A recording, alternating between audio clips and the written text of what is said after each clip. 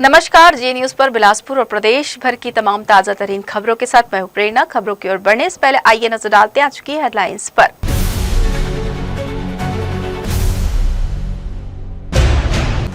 बिलासपुर में दशहरा उत्सव की धूम, गांधी चौक और रावण बाजार में रौनक। कारीगरों की मेहनत से सज रहे छोटे छोटे वाटरप्रूफ रावण के पुतले।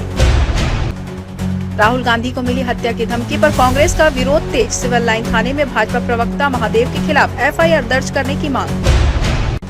रतनपुर से खेत से पति पत्नी की लाश बरामद। पुलिस हत्या या आत्महत्या दोनों पहलुओं पर कर रही जांच। इलाके में फैली सनसनी और दहशत। और बिलासपुर में रजत जयंती अवसर पर वरिष्ठ नागरिक सम्मान समारोह। अमर अग्रवाल और धर्मलाल कौशिक ने बुजुर्गों को सम्मानित कर समाज में उनके योगदान को सराहा। तो ये हेडलाइंस और अब खबरें विस्तार से। बिलासपुर में दशहरा उत्सव की तैयारियां जोर शोर से चल रही है। शहर के गांधी चौक, नूतन चौक, मुंगेली नाका और बस स्टैंड क्षेत्र में हर साल की तरह इस बार भी रावण बाजार सज गया है। यहाँ अलग अलग आकार और डिजाइन के रावण के पुतले बिक रहे हैं, जिनकी कीमत 250 रुपए से लेकर 20,000 रुपए तक की है। खास बात यह है कि छोटे बच्चों के लिए भी विशेष प्रकार के रावण बनाए गए हैं, जिन्हें देखने और खरीदने बड़ी संख्या में लोग बाजार पहुंच रहे हैं। कारीगरों ने इस बार मौसम को ध्यान में रखते हुए वाटरप्रूफ प्लास्टिक बोरियों से बने रावण तैयार किए हैं, ताकि बारिश की वजह से पुतले खराब ना हो। हर साल दशहरा से पहले गांधी चौक में रावण बाजार की यह परंपरा शहरवासियों के लिए खास आकर्षण का केंद्र बन जाती है।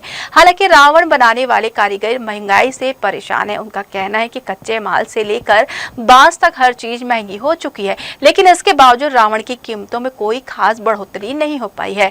250 रुपए से ही रावण की कीमत शुरू होती है और इसमें भी ग्राहक मोल भाव करते हैं। इस वजह से कारीगरों की आजीविका पर असर पड़ रहा है। कारीगरों का कहना है कि यह परंपरागत काम वे पीढ़ियों से करते आ रहे हैं। भले ही मुनाफा कम हो रहा हो, लेकिन इस कला परंपरा को बचाए रखने के लिए वे मजबूरन इस काम को जारी रखते हैं। इधर खरीदारों की भीड़ धीरे धीरे बढ़ने लगी है। दुकानदारों का अनुमान है कि दशहरा के दिन रावण की कीमतों में इजाफा हो सकता है, क्योंकि उसी दिन मांग सबसे ज्यादा रहती है। कुल मिलाकर बिलासपुर का यह रावण बाजार न केवल परंपरा को जीवंत रखता है, बल्कि दशहरा उत्सव की धूम को भी और बढ़ाता है। क्या होता है, वही रेट जाता है। हम भले ही महंगा महंगा सामान लाते हैं, मगर रेट हमको नहीं मिल पाता उतना जितना हमको चाहिए। क्या कर सकते हैं। बांस लाएंगे 250-300 रुपए का बांस लाएंगे, उसमें हमको 1-2 रावण बना हो गया, उसमें इनकम नहीं मिल पाता है। फिर भी क्या है, गरीब इंसान क्या सोचता है, चलो जो मिल जाए। वो तो मैं 12 साल की उम्र से कर रहा हूँ ये काम को। धीरे धीरे मेरे काम को देख के सब बढ़ते गए हैं काम में। मेरे को देख के वो शुरू किया, उसको देख के वो शुरू किया, उसको देख के वो। आज तो अच्छा खासा व्यापार हो गया, समझ लीजिए। एक क्या है कि लोगों को अच्छा खासा इनकम मिल जाती है। अब कहने को तो यही है कि लागत कम लगती है, मगर मेहनत ज़्यादा है।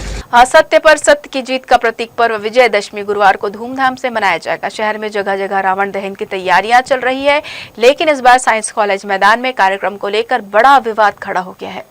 पिछले 6 सालों से अर्पांचल मंच यहां रावण दहन का आयोजन करता आ रहा है, लेकिन इस बार प्रशासन ने मंच को अनुमति देने से इनकार कर दिया है। इसके विरोध में बुधवार को अर्पांचल मंच के सदस्यों ने सरकंडा क्षेत्र से रैली निकालकर साइंस कॉलेज मैदान पहुंचकर जोरदार विरोध प्रदर्शन किया। चाहते हैं कि कार्यक्रम अर्पांचल लोक मंच करे। अब आप बताइए, यह गलत है या नहीं है? सिद्धार्थ भारती को मैदान दिया जाता है, सिद्धार्थ भारती का नामो निशान नहीं है। सिद्धार्थ भारती की आड़ में भारतीय जनता पार्टी के नेता ये आयोजन कर रहे हैं, भाजपा पार्षद दल ये आयोजन कर रहा है, भाजपा के नेता इसमें शामिल है। हमें दूसरे के माध्यम से पता चल रहा है कि रावण दहन में हमारे भी नाम हैं, लेकिन हमारा सिर्फ यह कहना है कि यह रावण दहन साइंस कॉलेज में जो शुरू से ही अर्पांचल लोक मंच द्वारा जो किया जाता था, वो उन्हीं को आवंटित किया जाए, न कि अन्य लोगों को। इसका हमारा विरोध है। मंच के सदस्यों का कहना है कि नगर निगम के पार्षदों ने सार्वजनिक दशहरा समिति बनाकर कार्यक्रम अपने कब्जे में करने की कोशिश की है। आरोप यह भी लगाया गया है कि समिति में सभी पार्षदों को शामिल किया गया है, लेकिन कांग्रेस के पार्षदों को इसकी जानकारी तक नहीं है।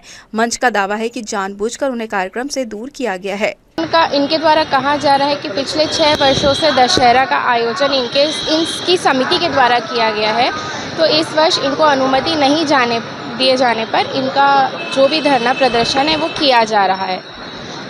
जो यहाँ पे इस बार दशहरा का आयोजन कर रहे हैं उनको विधिवत अनुविभागीय अधिकारी राजस्व के द्वारा परमिशन प्राप्त है और इसके विरोध में जो ये प्रदर्शन करता है इनके विरोध में हाईकोर्ट में अपील भी लगाई गई थी, परंतु हाईकोर्ट से उनको कोई अनुतोष प्राप्त नहीं हुआ है। माननीय कलेक्टर सर द्वारा कहा गया था कि इनको जवाब प्रस्तुत करना है, बिना जवाब प्रस्तुत के उसका निराकरण नहीं हो पाएगा, तो इन्होंने जवाब भी प्रस्तुत नहीं किया और आज की जो इन्होंने रैली की है इसकी भी अनुमति इनको नहीं दी गई थी, उसके बाद भी इनके द्वारा विरोध प्रदर्शन किया जा रहा है। वहीं प्रशासन का कहना है कि जिसे अनुमति दी गई है वही कार्यक्रम करेगा और बाकी के लिए अलग व्यवस्था बनाई जाएगी। इसके बावजूद अर्पांचल मंच ने साफ कर दिया है कि हर साल की तरह इस बार भी रावण दहन कार्यक्रम साइंस कॉलेज मैदान में ही होगा और आयोजन भव्य रूप से मनाया जाएगा। जी न्यूज के लिए कैमरामैन राकेश खरे के साथ आलोक अग्रवाल की रिपोर्ट। दशहरा पर्व पर बढ़ती मरीजों की भीड़ और आकस्मिक परिस्थितियों को ध्यान में रखते हुए सिम्स अस्पताल प्रशासन ने 24 घंटे सतत चिकित्सीय इंतजाम किए हैं। विभाग अध्यक्षों की सिफारिश पर अधीक्षक कार्यालय ने विशेष आदेश जारी कर विशिष्ट चिकित्सकों और नर्सिंग स्टाफ का ड्यूटी रोस्टर तय किया है। आदेश के अनुसार 2 अक्टूबर को मेडिसिन, सर्जरी, ऑर्थोपेडिक्स, पीडियाट्रिक्स और ईएनटी विभाग के वरिष्ठ चिकित्सक 24/7 ऑन कॉल ड्यूटी पर रहेंगे। सभी चिकित्सकों को निर्देशित किया गया है कि वे मोबाइल फोन चालू रखें और आपात सूचना मिलने पर तत्काल अस्पताल पहुंचे। अध्यक्ष ने स्पष्ट किया है कि ओटी, आईसीयू, ब्लड बैंक और जीवन रक्षक उपकरण त्योहार के दौरान पूरी तरह तैयार है। साथ ही नर्सिंग स्टाफ को दवाइयों और उपकरणों के साथ सतर्क रहने तथा मेडिसिन स्टोर शाखाओं को आपात दवाइयां पहले से उपलब्ध रखने के लिए निर्देश दिए गए।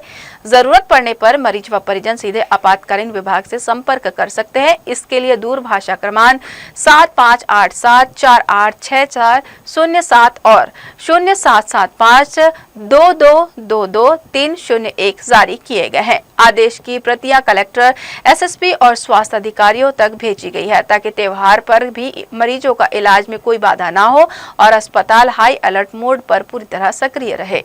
छत्तीसगढ़ के उप मुख्यमंत्री विजय शर्मा आज जगदलपुर पहुंचे, जहां उन्होंने केंद्रीय गृह मंत्री अमित शाह के प्रस्तावित दौरे की तैयारियों का जायजा लिया। इस दौरान उन्होंने नक्सलियों से आत्मसमर्पण कर मुख्यधारा से जुड़ने की अपील भी की।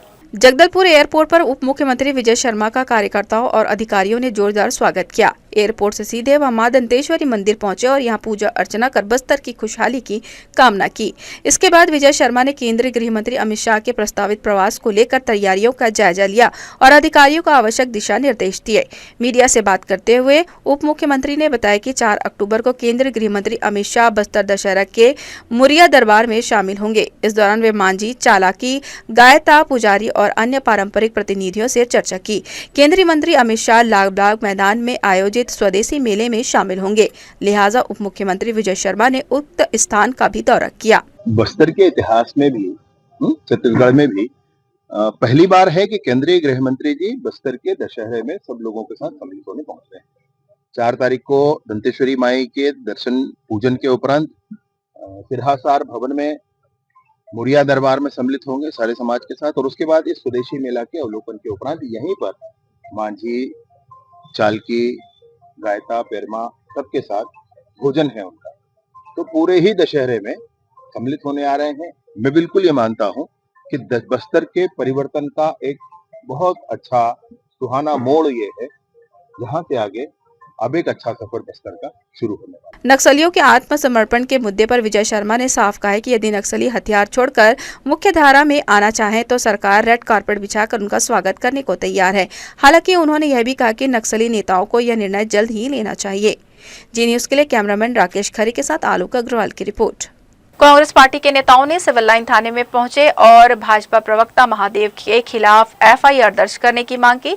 कांग्रेसियों ने कहा कि राहुल गांधी को हत्या की धमकी मिली है और आरोपी की तुरंत गिरफ्तारी हो। कांग्रेस ने मामले में कड़ी कार्रवाई की मांग की है। थाना प्रभारी ने आवेदन प्राप्त होने की पुष्टि की और उचित कार्रवाई का आश्वासन दिया। बिलासपुर में कांग्रेस नेताओं ने शनिवार को शहर के सिविल लाइन थाने पहुंचकर भारतीय जनता पार्टी के प्रवक्ता महादेव के खिलाफ एफआईआर दर्ज कराने की मांग की। विधायक मस्तूरी के दिलीप लहरिया ने बताया कि मामला गंभीर है क्योंकि हमारे सर्वमान्य नेता राहुल गांधी को गोली मारने की धमकी दी गई है। उन्होंने कहा कि ऐसे बयान की निंदा जितनी भी की जाए कम है और पुलिस को तुरंत कार्रवाई करते हुए आरोपी की गिरफ्तारी करनी चाहिए। विधायक दिलीप लहरिया ने आगे कहा कि छोटे मुद्दे पर तो तत्काल कार्रवाई हो जाती है, लेकिन जब हमारे नेता को निशाना बनाया जाता है तो कार्रवाई में देरी क्यों होती है। उन्होंने इस घटना की कड़ी निंदा करते हुए यहाँ भारतीय जनता पार्टी के कथनी और करनी में अंतर को उजागर करता है और आम जनता के सामने पार्टी की मानसिकता को स्पष्ट करता है। जिला ग्रामीण अध्यक्ष विजय केशरवानी ने कहा कि कांग्रेस पार्टी राहुल गांधी के प्रति हिंसा की किसी भी बात को सहन नहीं करेंगे। उन्होंने कहा कि महादेव ने एक न्यूज चैनल में हमारे नेता राहुल गांधी की हत्या की बात कही है, जो बिल्कुल अस्वीकार्य है। कांग्रेस के सभी कार्यकर्ता इस बात को लेकर सख्त कार्रवाई की मांग करने थाने पहुंचे हैं। शहर अध्यक्ष विजय पांडे ने कहा कि गांधी परिवार ने इस देश के लिए अपार बलिदान दिए हैं। महात्मा गांधी, इंदिरा गांधी और राजीव गांधी जीवन की बलिदान गाथा पूरे देश के सामने है। अब राहुल गांधी को निशाना बनाना और उनके खिलाफ हिंसक बयान देना भारतीय जनता पार्टी की मानसिकता को उजागर करता है। उन्होंने आगे कहा कि इस तरह की धमकी पूरे देश में नफरत और अशांति का वातावरण बनाने की कोशिश है। राहुल गांधी ने किसी के खिलाफ कुछ नहीं कहा, फिर भी उनके खिलाफ हिंसक बयान दिए जा रहे हैं। यदि अभी तक कार्रवाई नहीं हुई है तो इसका मतलब है कि ऐसी मानसिकता वाले लोगों को संरक्षण दिया जा रहा है। शहर और ग्रामीण के अध्यक्ष द्वय आए हुए हैं, मैं भी साथ में हूँ। चूँकि ये गंभीर मामला है, गंभीर विषय है कि हमारे सर्वमान्य नेता माननीय राहुल गांधी जी साहब को गोली मारने की धमकी दिया जा रहा है। पिंटू महादेव प्रवक्ता हैं और इस तरह के निंदनीय जो अभी घटना हुआ है मीडिया के माध्यम से आया है, इसका हम जितना निंदा करें बहुत कम है और हम चाहते हैं कि एफआईआर दर्ज हो के तुरंत गिरफ्तारी होना चाहिए। अब तक तो गिरफ्तारी भी हो जाना चाहिए। कोई छोटा मुद्दा वीडियो में आता है, कोई कुछ कमेंट्स कर देते हैं मोदी जी के ऊपर या किसी अन्य नेता के ऊपर, तो तुरंत कार्रवाई होने लगता है। ये तो बड़ा मुद्दा है हमारे सर्वमान्य नेता के ऊपर इस तरह के जो बयान दिया गया है, इसको तत्काल गिरफ्तार कर लेना चाहिए और मैं इसका कड़ी निंदा करता हूँ। भारतीय जनता पार्टी के कथनी करनी में इनके नेता में जो अंतर है वो स्पष्ट आम जनता में। भारतीय जनता पार्टी के प्रवक्ता पिंटू महादेव जो कि न्यूज़ चैनल में हमारे नेता सर्वमान्य नेता राहुल गांधी जी की हत्या की बात किए हैं, उसको लेकर आज जिला कांग्रेस कमेटी, शहर कांग्रेस कमेटी, सभी विधायक जी, जनप्रतिनिधि आज हम लोग पिंटू महादेवा के खिलाफ एफआईआर करने की मांग को लेकर आए हैं। कांग्रेस पार्टी ये मानती है और कहती भी है कि हम लोग एफआईआर की मांग राहुल गांधी जी के बब्बर शेर कार्यकर्ता करने आए हैं। राहुल गांधी जी ने कभी रोने की बात नहीं करी कि मुझे गाली दे दिया, मेरे परिवार को गाली दे दिया। राहुल गांधी जी डटकर इस देश में वो परिवार शहीदों का उनका परिवार शहीदों का परिवार है। आज चौथा गांधी राहुल गांधी जो हम सब के सर्वमान्य नेता हैं, उसको भारतीय जनता पार्टी के पिंटू महादेव जो केरल के प्रवक्ता हैं भारतीय जनता पार्टी के, वो कहते हैं कि राहुल गांधी के सीने में गोली मार देना चाहिए। इस तरीके की बात करना भारतीय जनता पार्टी के चाल चेहरा और चरित्र को उजागर करता है। सिविल लाइन थाना प्रभारी ने बताया कि जिला कांग्रेस कमेटी द्वारा सौंपा गया आवेदन प्राप्त कर लिया गया है। एफआईआर दर्ज करने के लिए सभी आवश्यक साक्ष्य एकत्रित किए जा रहे हैं और उचित कार्रवाई की जाएगी। कांग्रेस नेताओं ने इस बात पर जोर दिया कि आरोपी के खिलाफ जल्द से जल्द कार्रवाई की जाए। जिला कांग्रेस कमेटी शहर द्वारा केरला के बीजेपी प्रवक्ता पिंटू द्वारा माननीय राहुल गांधी को मारने की धमकी देने के संबंध में एफआईआर दर्ज कराने एक आवेदन पेश ज्ञापन के रूप में दिया गया है, जो प्राप्त किया गया है, जो उचित कार्रवाई की जाएगी। मामला गंभीर होने के बावजूद कार्रवाई में देरी को लेकर कांग्रेस ने नाराजगी जताई और जोर देकर कहा कि राहुल गांधी को धमकी देने वाले आरोपी के खिलाफ तुरंत कड़ी कार्रवाई होनी ही चाहिए। जी न्यूज के लिए कैमरामैन गोपाल मौर्य के साथ मोहम्मद नासिर की रिपोर्ट। कांग्रेस नेताओं जिला अध्यक्ष विजय पांडे और विजय केशरवानी ने प्रेस कॉन्फ्रेंस कर भाजपा सरकार पर गंभीर आरोप लगाते हुए कहा कि पिछले पौने 2 सालों में प्रदेश से लगभग 5 लाख गौवंश गायब हो गए हैं, जबकि करीब 2500 गायों की भूख, प्यास और सड़क दुर्घटनाओं में मौत हो चुकी है। नेताओं ने बताया कि भाजपा सरकार बनने के बाद कांग्रेस शासनकाल में शुरू की गई गौठान योजना और गोबर खरीदी योजना बंद कर दी गई, जिससे चारा पानी के अभाव में बड़ी संख्या में गायें सड़कों पर भटकने को मजबूर हो गई। कांग्रेस नेताओं ने कहा कि सरकार ने ना तो वैकल्पिक व्यवस्था की और ना ही गौ अभयारण्य या गौधाम बनाने का अपना वादा पूरा किया। प्रेस कॉन्फ्रेंस में बताया गया कि मीडिया रिपोर्टों के अनुसार 850 से अधिक गायों सड़क दुर्घटनाओं में कुचलकर मारी गई, 1200 से अधिक भूख प्यास से तड़प कर मरी और 200 से अधिक जहरीला कचरा खाने से दम तोड़ चुकी है। नेताओं ने केंद्र सरकार पर भी हमला बोला और कहा कि बीजेपी खुद को गौ रक्षक बताती है, लेकिन उनकी नीतियों के कारण भारत बीफ निर्यात में दुनिया का दूसरा सबसे बड़ा देश बन चुका है। उन्होंने आरोप लगाया कि बीफ निर्यातक कंपनियों से भाजपा ने इलेक्ट्रोल ब्रांड्स के लिए चंदा भी लिया, जो यह साबित करता है कि सरकार ढोंग के बजाय गौवंश के विनाश में सहभागी है। कांग्रेस ने मांग की है कि सरकार तत्काल प्रदेश से लापता 5 लाख गौवंश के बारे में स्पष्टीकरण दे तथा 2023 के पहले तक संचालित सभी 10,800 गौठाने को पुनः शुरू कर चारा पानी की व्यवस्था सुनिश्चित की जाए। नेताओं ने चेतावनी दी कि यदि सरकार ने तुरंत कार्रवाई नहीं की तो जन आंदोलन किया जाएगा। गौ माता की न केवल छत्तीसगढ़ में विभिन्न जिलों में हत्या हो रही है, उसके संरक्षण, उसके पालन पोषण और उसके आय के साधन के लिए जो पूर्ववर्ती कांग्रेस सरकार ने 10,800 गौठाने को लागू किया था, उसको शुरुआत की थी और उसको ये भारतीय जनता पार्टी की सरकार ने बंद कर दिया। लगभग दिन प्रतिदिन गौ हत्या में वृद्धि हो रही है। गौ माता के संरक्षण, गौ माता के पोषण के लिए यह सरकार क्या करना चाहती है? हमारी मांग है कि चाहे नाम बदल दे, उससे कांग्रेस पार्टी को इंकार नहीं है। गौ अभयारण्य की आपने घोषणा की, गौधाम बनाने की आपने घोषणा की, 10 रुपए प्रति गाय सिर्फ घोषणा की कि चारा के लिए। क्या आपने अभी तक गौ माता के संरक्षण और पालन पोषण के लिए कोई ऐसा प्रावधान ये छत्तीसगढ़ सरकार लाई है? प्रदेश कांग्रेस अध्यक्ष दीपक बैज ने पत्रकारों से चर्चा करते हुए राज्य सरकार पर गंभीर आरोप लगाए। उन्होंने दिव्यांग घोटाले को लेकर सीबीआई जांच की मांग की और कहा कि बिना सरकार के संरक्षण इतना बड़ा घोटाला संभव नहीं है। बैज ने तत्कालीन मुख्यमंत्री और महिला एवं बाल विकास विभाग मंत्री की भूमिका की जांच की मांग की। उनका कहना है कि सरकार असली सच्चाई छुपा रही है और अधिकारियों को बलि का बकरा बना रही है। उन्होंने बिजली दरों में लगातार बढ़ोतरी पर भी सरकार को घेरा। बैज ने कहा कि जनता पर बढ़ते बोझ को अब कांग्रेस सड़क से लेकर सदन तक मुद्दा बनाएगी। ब्लॉक, जिला और प्रदेश स्तर पर बिजली दफ्तरों का घेराव कर प्रदर्शन की रणनीति तैयार की गई है। इसके साथ ही शराब बिक्री के मुद्दे पर भी उन्होंने सरकार को कटघरे में खड़ा किया और बिजली बिल हाफ योजना को दोबारा लागू करने तथा दरों की कमी की मांग की। निःशक्त जन के घोटाले लगभग 1,000 करोड़, ये पिछले 15 साल की रमन सरकार की समय का ही घोटाला है और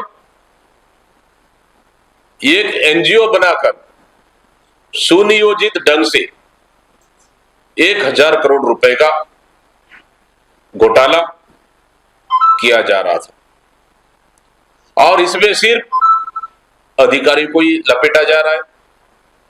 मैं समझता हूं कि बिना सरकार के संरक्षण के संभव नहीं है, इसलिए उस समय के तत्कालीन मुख्यमंत्री, उनकी भी जांच करनी चाहिए।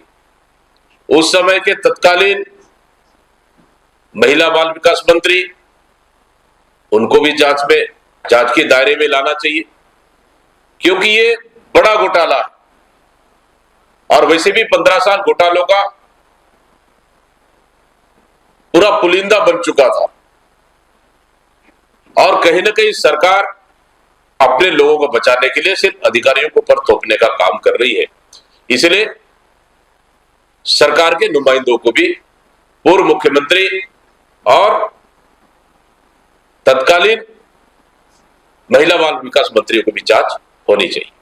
नवरात्र के उत्सव के बीच शहर की सड़कों की बुरी हालात ने भक्तों की परेशानी बढ़ा दी। गांधी चौक, तारबहार, तेलीपारा, अशोकनगर समेत कई प्रमुख मार्गों पर गड्ढे, टूटी सड़कें और कंकड़ पत्थर से भरे मार्ग भक्तों के लिए दुर्गा पंडाल तक सुरक्षित पहुंचना मुश्किल सा बन गया है। जनता की शिकायतों और सवालों के बावजूद नगर निगम के अधिकारी, मंत्री और स्थानीय नेता केवल बयानबाजी में ही लगे हैं। पीडब्ल्यूडी ने मरम्मत का भरोसा दिया था, लेकिन अफसर बारिश और फंड के बहाने मरम्मत टाल रहे हैं। विभागों के बीच समन्वय और जवाबदेही की कमी साफ दिखाई दे रही है। कोई यह नहीं बता रहा है कि कब और किसके निर्देश पर मरम्मत होगी। नवरात्र में भक्तों को जोखिम उठाकर पंडाल जाना पड़ रहा है, लेकिन जिम्मेदार केवल बहाने गढ़ते नजर आ रहे हैं। जनता अब सवाल कर रही है कि आखिर किससे जवाब मांगे। नेता, मंत्री, संतरी और नगर निगम अफसर सभी की निर्णय और कार्रवाई में उदासीन है। बारिश, टेंडर या फंड की कमी जैसी बहाने अब आम नागरिक की तकलीफों को कम नहीं कर रही है। कानन पिंडारी में नए पदस्थ रेंजर सुखबाई कंवर पर कर्मचारियों ने गंभीर आरोप लगाए। उनका कहना है कि रेंजर लगातार अभद्र व्यवहार और अनावश्यक दबाव बना रहे हैं, जिससे कार्यस्थल का माहौल खराब हो गया है। कर्मचारियों ने बताया कि वे 16-17 साल से सेवा दे रहे हैं, लेकिन ऐसा माहौल पहली बार देखने को मिल रहा है। लगातार दबाव और प्रताड़ना से उनका मनोबल टूटता जा रहा है और कामकाज प्रभावित हो रहा है। उन्होंने चेतावनी दी है कि यदि समस्याओं का समाधान जल्द नहीं हुआ तो वे संगठनात्मक रूप से हड़ताल पर जाएंगे। कर्मचारियों का कहना है कि वे शांतिपूर्ण कार्य का वातावरण चाहते हैं और इसके लिए प्रशासन तत्काल हस्तक्षेप करे। साथ ही कर्मचारियों ने साफ कहा कि यदि उनकी अनदेखी हुई तो वे कानूनी और प्रशासनिक कदम उठाने से भी पीछे नहीं हटेंगे। जांजगीर जिले के नवागढ़ विकासखंड के ग्राम पंचायत केसला के एक बेहद संवेदनशील खबर सामने आई है। आजादी के इतने सालों बाद भी यहाँ बुनियादी सुविधाओं की कमी साफ नजर आ रही है। गांव में अब तक एक भी मुक्तिधाम का निर्माण नहीं हो पाया, जिसके चलते ग्रामीणों को मजबूरन खुले मैदान में अपने परिजनों का अंतिम संस्कार करना पड़ रहा है। ग्रामीणों का कहना है कि खुले में अंतिम संस्कार से न केवल धार्मिक परंपराओं और भावनाओं को ठेस पहुंचती है, बल्कि यह स्वास्थ्य और पर्यावरण के लिए भी बड़ा खतरा बन चुकी है। खुले मैदान में उठने वाला धुआं आसपास के लोगों को परेशान करता है और बच्चों व बुजुर्गों पर इसका बुरा असर पड़ता है। हैरानी की बात यह है कि ग्रामीणों ने कई बार इस गंभीर समस्या की शिकायत स्थानीय जनप्रतिनिधियों और प्रशासनिक अधिकारियों से की है। बावजूद इसके अब तक किसी भी स्तर पर कोई ठोस कदम नहीं उठाया गया। गांव के लोगों का कहना है कि उन्हें हर बार केवल आश्वासन ही मिलता है, लेकिन जमीनी स्तर पर कोई व्यवस्था नहीं की जाती। गांव के बुजुर्गों ने प्रशासन से गुहार लगाई कि जल्द से जल्द एक सुव्यवस्थित मुक्तिधाम का निर्माण कराया जाए, ताकि ग्रामीण सम्मान पूर्वक अपने परिजनों का अंतिम संस्कार कर सके। सवाल यह है कि आखिर कब तक ग्रामीण इस असुविधा और अपमान का सामना करते रहेंगे और कब प्रशासन उनकी आवाज सुनेगा। शासन द्वारा स्पष्ट निर्देश जारी किए जाने के बावजूद जिले में शिक्षा विभाग के कई शिक्षक आज भी अपने मूल विभाग से हटकर अन्य कार्यालयों और विभागों में कार्यरत है। इसका सीधा असर स्कूलों की शिक्षा व्यवस्था पर पड़ रहा है, जहां शिक्षकों की कमी से पहले ही चिंता का विषय है कि वहीं उपलब्ध शिक्षक भी कक्षाओं से बाहर रहकर बच्चों को पढ़ाई को प्रभावित कर रहे हैं। अभिभावकों का कहना है कि यदि शिक्षक स्कूलों में मौजूद नहीं रहेंगे तो बच्चों को गुणवत्तापूर्ण शिक्षा कैसे मिलेगी। कुछ स्कूलों में तो स्थिति यह है कि एक शिक्षक को कई कक्षाओं को एक साथ संभालना पड़ रहा है। इससे बच्चों की पढ़ाई का स्तर लगातार गिरता जा रहा है। स्थानीय लोगों ने इस व्यवस्था पर सवाल उठाते हुए कहा है कि शासन की मंशा बेहतर है, लेकिन जिम्मेदार अधिकारी और कर्मचारी ही उसका पालन नहीं कर रहे हैं। इस मामले में जिला शिक्षा अधिकारी विजय टांडे ने बताया कि जिले में ऐसे मामलों की संख्या बहुत कम है। उन्होंने आश्वासन दिया है कि यदि किसी शिक्षक को दूसरे विभाग में संलग्न पाया जाता है तो उसे तत्काल उसके मूल पदस्थापना स्थल पर वापस भेजा जाएगा। डीओ ने यह भी कहा कि शासन के आदेशों का उल्लंघन किसी भी स्तर पर बर्दाश्त नहीं किया जाएगा। वर्तमान व्यवस्था में शिक्षकों को अन्य विभागों में भेजे जाने की शिक्षा का मुख्य उद्देश्य ही प्रभावित हो रहा है। कुल मिलाकर मामला अब कार्रवाई की मांग कर रहा है। सवाल यह है कि बच्चे कब तक इस अव्यवस्था का खामियाजा भुगतेंगे और शिक्षकों को उनकी वास्तविक जिम्मेदारी यानी कक्षा में पढ़ाने के लिए कब तक वापस भेजा जाएगा। आपकी मंशा सही है, शासन की भी मंशा सही है कि इस तरह से अन्य विभाग में या अन्य जगह पर शिक्षकों का संलग्नीकरण किया जाना उचित नहीं है। इससे बच्चों की पढ़ाई में बाधा उत्पन्न होता है। इसके लिए शासन ने संज्ञान में लिया और मई के महीना में इसको संलग्नीकरण को शासन ने उनको समाप्त भी कर दिया है। हो सकता है एक आध दो जगह इस तरह के हों जिस पर काम की अधिकता के कारण उनको नहीं किए हों। निवेदन करेंगे ऊपर के अधिकारियों से कि भाई उनकी संलग्नीकरण समाप्त कर दें और वो अपनी संस्था में पहुंच जाएं। बुलेटिन में खबरें अभी और भी है। वक्त हो चला एक छोटे से ब्रेक का। हम लौटेंगे जल्दी इस छोटे से ब्रेक के बाद।